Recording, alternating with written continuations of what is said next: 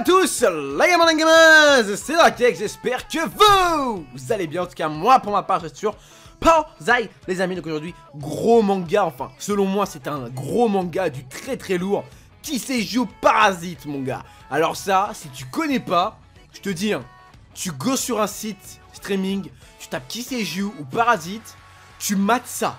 C'est un chef-d'œuvre, c'est une tuerie. Ce manga, enfin, l'animé plutôt, m'a bouleversé. Maintenant j'ai une idée sur les animés que je n'aurais jamais cru avoir de toute ma vie. Cet animé est juste génial. Donc on va tout de suite enchaîner. Donc je vais vous lire comme d'habitude sur Wikipédia, t'as vu? Tu sais. Je vais vous lire le début quoi. Et après la synopsis. Et après je vais enchaîner sur mes avis personnels. Et je vais vous dire que c'est du très lourd. Alors Parasite ou dit qui Seijuu, donc qui veut dire bête parasite, est un manga de Hitoshi Iwaki. Il est prépublié entre 1988 et 1994. Donc rendez-vous bien compte à quel point le manga est vieux. L'anime est sorti quand même en 2014, hein, je tiens à le dire, c'est relativement vieux. Hein. Donc il a été publié dans le magazine Morning Open Shukai. Puis Afternoon de l'éditeur Kodansha et prépublié dans un total de 10 volumes. La version française est éditée en intégralité par Glénat en novembre 2002 et août 2004. Le manga a reçu le prix du manga de son éditeur en 1993 dans la catégorie générale Seinen. Une série télévisée d'animation produite par Madhouse est divisée en octobre 2014 et mars 2015 et deux films live sortent respectivement entre novembre 2014 et avril 2015. Alors donc la synopsis, c'est une nuit. Des sphères de la taille d'une balle de tennis, contenant des créatures à l'apparence de serpents, tombent en nombre inconnu partout dans le monde. Ils sont programmés pour prendre la place des cerveaux humains. Un de ceux qui s'attaque, je sais pas pourquoi j'ai mis du temps. Un de ceux-ci s'attaque à un jeune homme, Shinichi Izumi, durant son sommeil en essayant de s'introduire par son oreille, mais ne peut l'atteindre, ce dernier ayant gardé ses écouteurs pour la nuit. Réveillé en sursaut, alors que le parasite tente de s'introduire par son nez, il essaye de se défendre mais il finit par se faire perforer la main droite. Le lycéen prend alors ses écouteurs et les enroule autour de son bras, donc en clair il veut se faire un garrot, pour empêchant le parasite de grimper jusqu'à son cerveau. Ne pouvant quitter son bras, ce dernier fusionne finalement avec sa main droite. Pendant ce temps, d'autres parasites ayant réussi à prendre possession du cerveau de leur hôte commencent à se nourrir d'êtres humains, tandis que la créature et Shinichi sont forcés de cohabiter. Donc c'est comme tu l'auras vu déjà, ça a l'air super intriguant, c'est super attirant. Moi personnellement c'est le genre d'animé qui m'attire. Je te conseille vraiment d'aller voir, c'est énorme au niveau des sensations. En fait moi j'ai toujours ressenti de l'adrénaline pendant tous les épisodes, un peu comme dans Death Note, mais c'est pas vraiment de la même manière. Mais c'est vraiment énorme, le personnage change tout au long de l'histoire, un peu comme Kaneki mais d'une manière bien différente. En fait plus on avance dans l'histoire et plus il perd son humanité et il devient en fait de plus en plus un parasite. Donc à savoir que les parasites n'ont pas d'émotion, c'est-à-dire ils ne ressentent pas la pitié, la douleur, l'amour. Par exemple si tu tues un de leurs semblables, il va pas ressentir d'empathie ou ce genre de choses. Il va pas être triste, il s'en fout littéralement. La seule chose qui importe pour Migi, donc qui est le nom de son parasite, donc Migi en japonais qui veut dire main droite, donc ça va pas été cherché très loin, mais le nom est assez correct. Donc en clair, lui tout ce qu'il pense c'est juste à survivre, et donc pour survivre, pas moyen, il faut cohabiter avec l'être humain.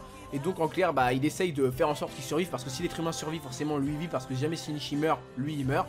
Donc voilà, donc tout au long de l'histoire, Shinichi perd de plus en plus à peu près en fait de ses émotions, il devient de plus en plus du côté parasite, tu vois, le côté obscur de la force. Mais après ça se passe plutôt bien, enfin je dis rien, vous verrez bien à la fin.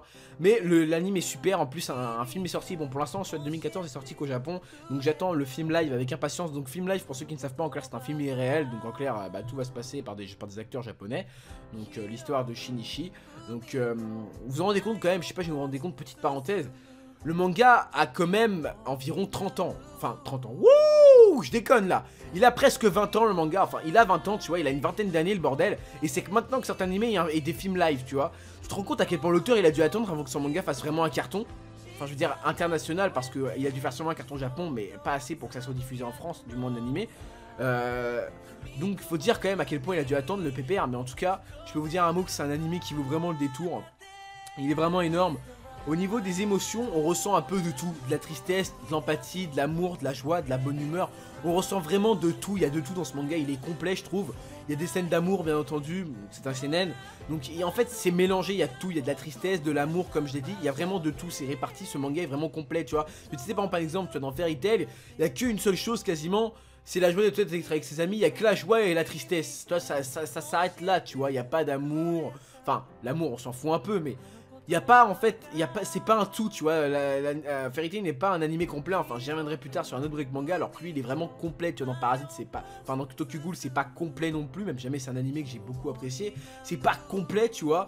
Parasite, il est complet. Il y a de tout en fait. Genre, je vais pas vous spoiler, mais voilà, il y a de tout. Il y a de tout, c'est tout, tu vois, t'as compris.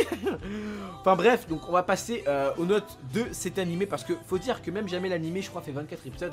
Il n'y a pas énormément de choses à dire dessus. Parce que si jamais je vous dis plus, c'est du spoil. Et jamais ça spoil, forcément, ça ne donne plus vraiment envie de regarder l'animé. Mais c'est vraiment énorme. Et surtout, c'est ce que j'aime, c'est que comme dans Tokyo Ghoul, le personnage change complètement. Au niveau aussi de son style vestimentaire, ça change un peu. Vous voyez, dans One Piece par exemple, ça change pas beaucoup, tu vois. Ça change. Vas-y, ça a changé quoi?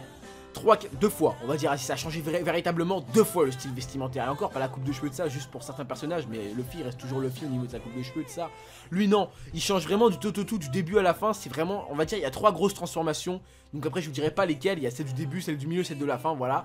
Mais il y a 3 grosses transformations qui font que ça rend vraiment le manga énorme, enfin l'animé plutôt qui est vraiment énorme. Et apparemment, le manga n'est pas du tout le même que l'animé, enfin, c'est un peu comme Tokyo Ghoul, donc je suis en train de m'acheter les mangas et essayer de voir si ça vaut le détour pour essayer peut-être même de faire un break manga 2.0 histoire d'en parler un peu mieux, parce que là, je dois vous avouer que je vais pas trop en parler parce qu'il n'y a pas vraiment grand chose à dire.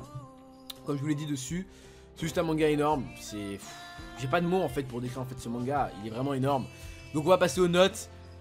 Pour ce qui est du graphisme, donc ce qui est du design, on a du très bon design car c'est un animé très récent, donc forcément c'est du très bon design. Donc je dirais un petit 17 pour le design, c'est un très très bon design.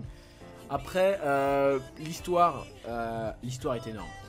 L'histoire est énorme, même si jamais il y a un petit problème dans l'histoire. Bon, c'est pas vraiment un spoil, mais ça, en fait, quand on regarde le premier épisode, la première question qu'on se pose, c'est d'où viennent ces espèces de parasites? Quel est leur, pourquoi, qui leur a donné ce but? De où viennent-ils? Est-ce que c'est des humains qui ont créé ça? Est-ce que c'est une autre planète? Je préfère vous le dire à l'avance, on n'aura jamais la réponse à cette question. Peut-être qu'on l'a dans les mangas, c'est pour ça que je vais essayer justement de percer ce mystère à tout prix. Là, je dois m'acheter à tout prix tous les tomes, donc je crois qu'il y en a 11 ou 12. Donc ce mystère-là, ça m'a beaucoup déçu. Par contre, juste pour ça qu'on ne résolve pas ce mystère. J'étais vraiment déçu. Après en fait, vous allez vite fait l'oublier ce mystère, je tiens à vous le dire, hein. Vous allez vite fait passer à autre chose. Ensuite, donc ouais, pour l'histoire, je donnerais franchement un 18 parce que c'est une histoire vraiment épique, énorme, très bien construite. C'est vraiment, faut vraiment réfléchir quand même pour penser à ça. C'est énorme, c'est une pure tuerie, c'est une tuerie. Surtout qu'après, en fait, on va dire, ça devient interéchangeable dans le sens où, comme je vous ai dit, Shinichi devient de plus en plus un parasite et pour Migi, c'est l'inverse. Alors lui, il commence de plus en plus à avoir de sentiments. Donc ouais, c'est pas vraiment du spoil, vous inquiétez pas, hein, ça a pas vraiment énormément changé, hein, ça va pas vous changer la vie de savoir ça. Donc c'est ça surtout en fait qui est énorme, c'est qu'on a un échange équivalent envers les deux, c'est-à-dire l'autre change, mais enfin Shinichi change, mais très bien, mais l'autre aussi, tu vois. Il y a un point d'égalité, c'est ça que je trouve qui est vraiment énorme. Ensuite, donc ouais, pour ce qui est de la badass attitude du personnage, mon gars, Shinichi, je lui mets un 19. Vous allez me dire, pour ceux qui vont regarder le tout début, ou même qui ont même regardé le début, qui sont arrêtés, vont dire mais non, arrête, il est pas badass. Mais je suis désolé mec, mais au milieu de l'anime, quand il commence à devenir de plus en plus un parasite, si tu me dis qu'il est pas badass, c'est que t'as franchement un problème mec, t'as un problème mec dans le cerveau, je sais pas qu'est-ce qui se passe, t'as fait un AVC toi je crois. C'est vraiment énorme, l'histoire elle est putain de kiffante, et le personnage encore plus, moi en tout cas je me suis rapidement attaché au personnage, comme je me suis attaché à Kaneki, comme je me suis attaché à Sonoku, à Shuma, enfin bref, je me suis attaché à beaucoup de personnages, mais lui je me suis vraiment attaché très rapidement à ce personnage. Enfin bref les gars, j'espère que ce break manga vous aura plu. Moi personnellement ça m'a fait plaisir de le faire, même jamais je suis pas trop rigolé de ça parce que je suis plus sérieux dans ce genre d'animé. J'ai pas trop envie de rigoler parce que c'est vraiment un anime que je prends vraiment au sérieux et à cœur aussi. Donc voilà, donc j'espère que vous aurez kiffé. Donc comme d'habitude n'hésitez pas à liker, enfin bref. C'est Drakex, je vous kiss, je vous love, portez-vous bien, portez vos couilles, allez peace les gens. Je sais pas pourquoi je fais une voix de pédale mon gars. Enfin bref, allez tchuss les gars.